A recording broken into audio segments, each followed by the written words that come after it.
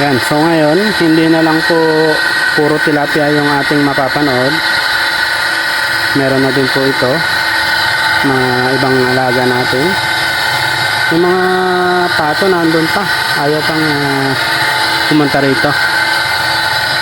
Pero itong mga to, dahil lagi silang nag-aabang dyan sa may pinto, eh gustong gusto nila na makalabas dito. Since hindi natin magagamit yung net, eh ang ginawa natin, nilagay na lang po natin muna dyan. Yan. So may naging purpose na siya.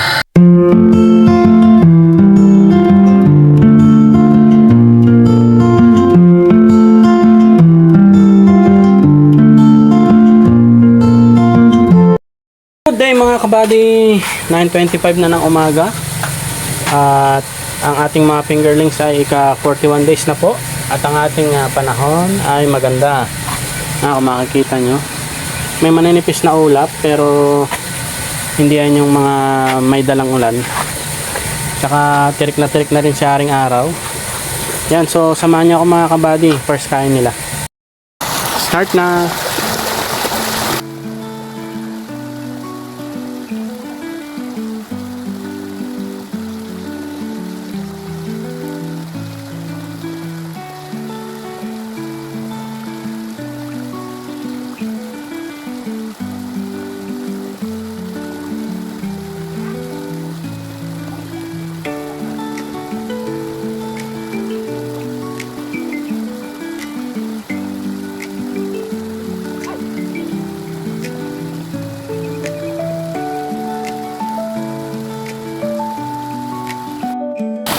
Yan mga kabady,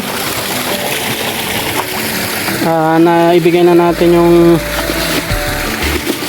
mga nasa 1.8 kilos na naibigay natin at ang bilis nila naubos.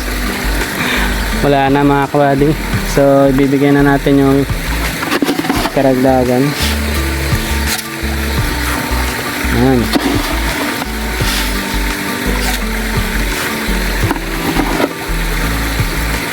Dami nila oh. Gutom pa sila.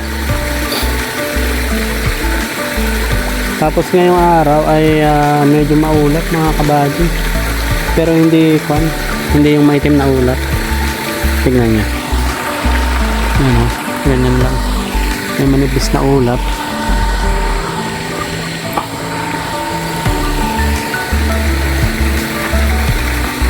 Kasi kagabi ang init, tapos mga bandang alas 10 yata yun umulan mga kabady.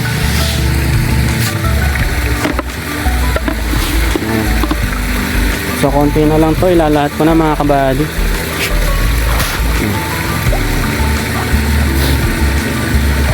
Ubus na yung 2 kilos. Kaya lang medyo hindi makita, gawa ng medyo maulap mga kabady. Yan, tapos sasamantalayin na natin yung panahon, gawa ng medyo tuyo na yung mga damo at yung lupa dito, so may gagawin ako dun banda sa may sa may ilalim sa solar. Yan, so samahan nyo ako. Anuin lang muna natin to at tapusin lang natin silang kumain. Lakas din ng ano natin overflow 1,200 2,100 RPM lang mga kabady, pero lakas na ng buga, gawa ng natatanggal-tanggal na yung mga buhangin ulit, tsaka yung mga malalaking bato na kumaharang doon sa may tubo. So ngayon yung tubig hindi na nasasakal, kaya ganyan ang lakas na ng hugot or sipsip ng ating solar. Kaya yan kitang kita yung ilalim ng fish pan natin, kumbaga malinaw na siya. So kung hindi maulap ngayon, ay kitang kita natin sila habang kumakain mga kabady. Pero siguro bukas or sa mga susunod na araw magiging maganda ulit yung panahon, mas maganda ngayon kaysa ngayon. Mas may enjoy natin silang panoorin. Yun nga mga kabady, tapos na silang kumain, naubos na nila, so sisimulan naman natin yung kwandol, yung gagawin natin. Tara, samahan nyo ako. Yun mga kabady, so andito tayo sa may ilalim ng solar. So lalagyan natin ito dito, iharang natin para yung mga alaga natin, mga babo, pato ay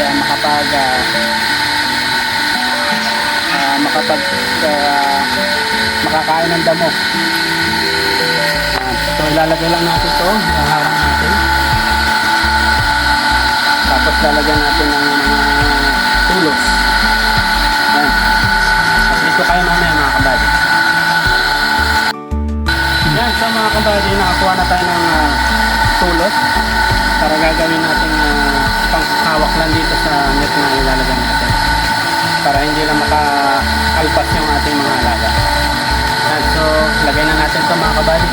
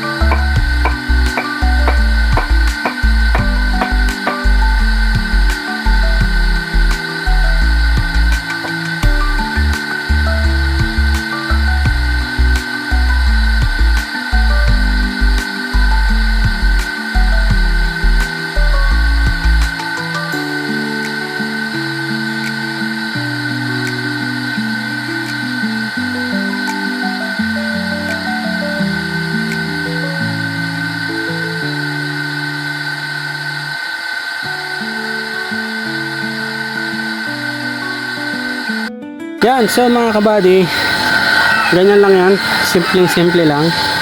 Bali, binakuran lang natin dyan para po yung ating mga alaga ay makalabas na. Tingnan nyo, ayan na sila oh. Diba? Kasi ang ating mga alagang manok, pabo, gansa, pati yung pato mga kabady, kumakain din yan sila ng mga damo. Yan. Kung mapapansin nyo dito mga kabady, ay wala nang masyadong damo. Pero dati napakasukal dito mga kabady.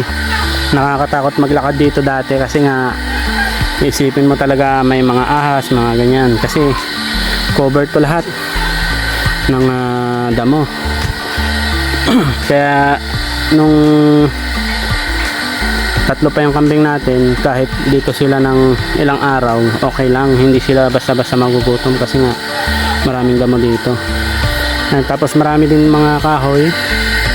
Ano, kung makikita nyo, mga nakadambak na panggatong yan. Kaya lang hindi nga maharap pa. Gawa ng wala pang time. Kasi medyo busy pa sa tindahan tsaka doon sa bahay. Yan. So, hintayin natin na lumabas yung ating mga pabo. Papakita ko sa inyo.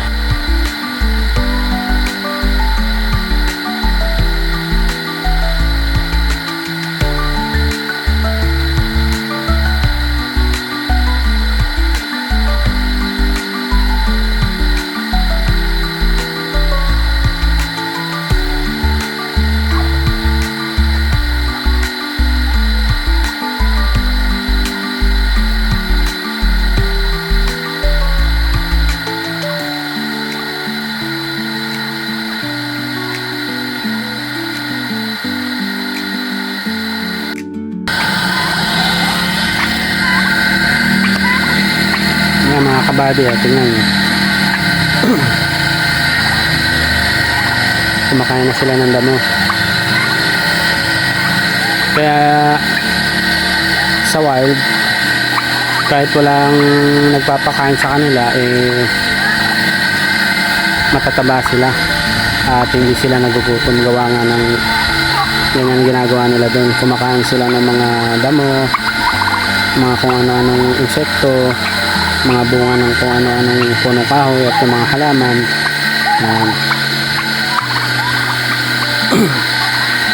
Kung hahayaan po natin sila dito ng mga ilang araw or ilang linggo, sigurado itong mga makakapal na damo na to ay mauubos mga kabady.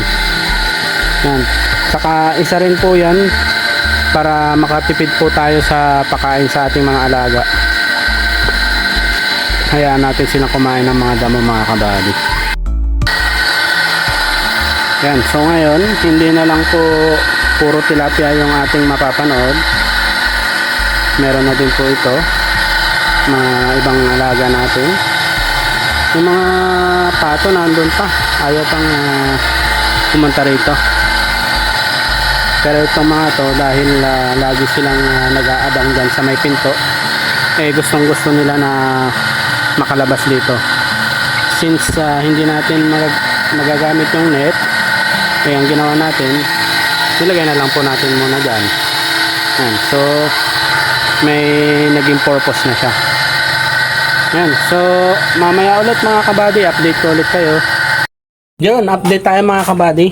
Alauna na, pangalawang kain na ng ating mga tilapia. Yan, maayos pa rin naman yung panahon, mainit, pero may mga namumuong maitim na ulap. Dito banda mga kabady okay pa, pero yan o, dyan banda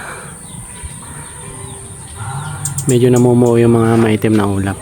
Pero kung makakapagpakain na tayo ngayon, okay lang, kasi bago dumating yan dito natunaw na sila.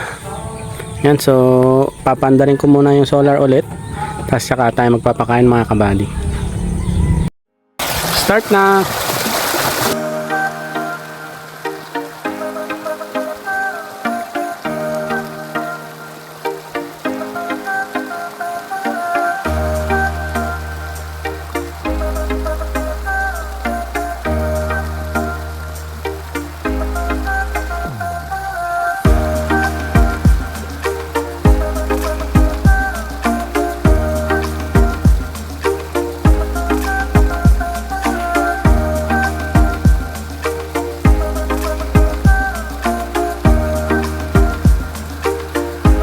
Yan mga kabady, dumating na yung iba.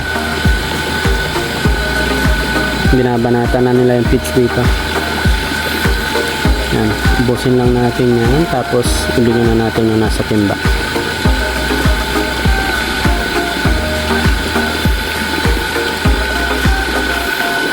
So bali mamaya pagkatapos siguro magpakain ay pupunta ulit kami ng bayan. Bibili na po tayo ng starter. Yan, para kapag bukas makapagpakain tayo bukas, maghahalo na tayo. I-try ko na maghalo kung kaya na nilang kainin. Pero for sure naman kaya na nilang kainin yung gawa ng halos mas malaki lang naman ng konti dyan sa pre-starter yan. Then sa susunod na araw kapag naka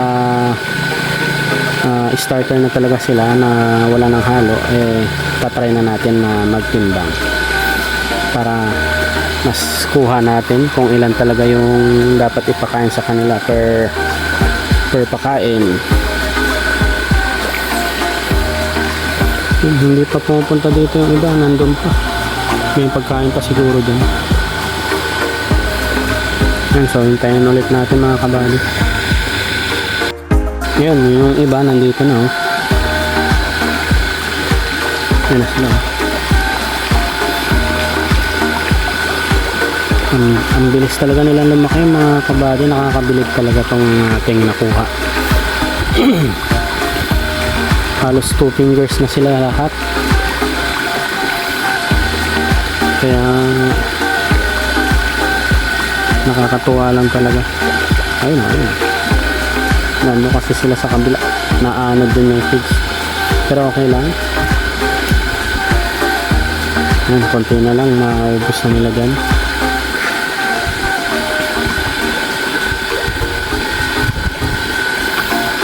So try na lang natin dito magpakain. Gawa ng kaya naman na yun ng mga iba. So dito tayo. Or doon sa may malapit sa may overflow. Yan, dito tayo mga kabady. Halos nandito sila lahat.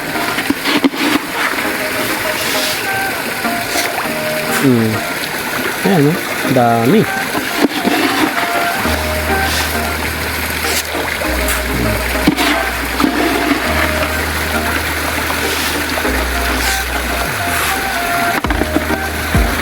Lahat po na to.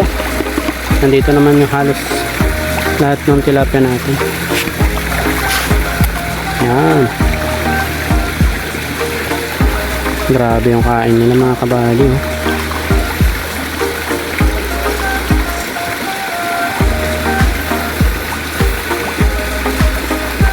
Yan, may iba pa, may paparating pa yan. Lapit pa sila.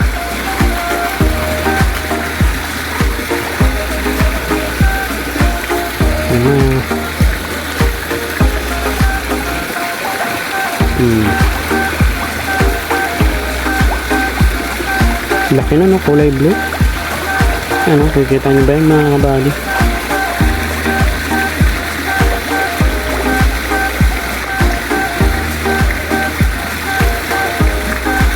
Halos agos na.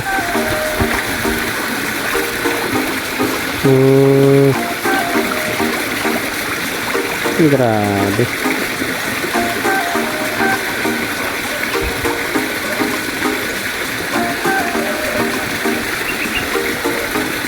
Wala na, konti na lang.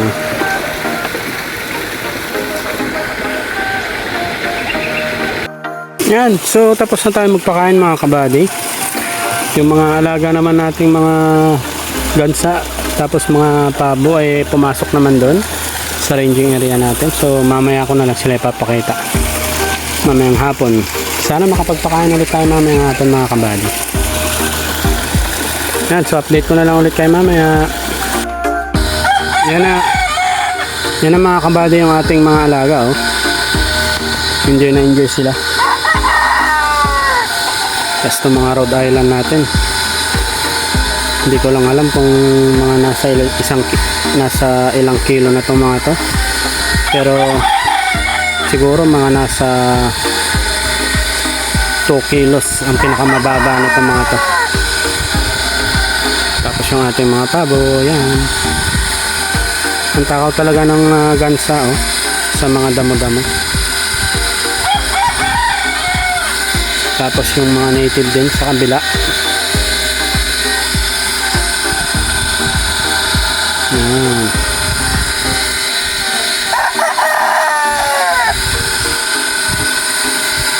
Ngayon makakapag mukbang na sila ng damo dito. Ang dami itong mga damo dito mga kabady. Hanggang doon sa may kambing. Date mga kabady, 4:40 na ng hapon. Yan. So hindi tayo makakapagpakain ngayon mga kabady. Gawa ng kanina umulan na, huminto lang ngayon. Pero tignan nyo yung panahon. Yan mga kabady, sobrang itim na ulap sigurado yan maya maya lang baka bumuhos na yan. So hindi na muna ako magpapakain mga kabady. At least ay kaninang umaga at tanghali nakakain sila. Yan gutom na rin nga sila kaya lang anong gagawin natin, masama na naman yung ating panahon. Yan, so in-update ko lang kayo mga kabady. Bukas na lang ulit.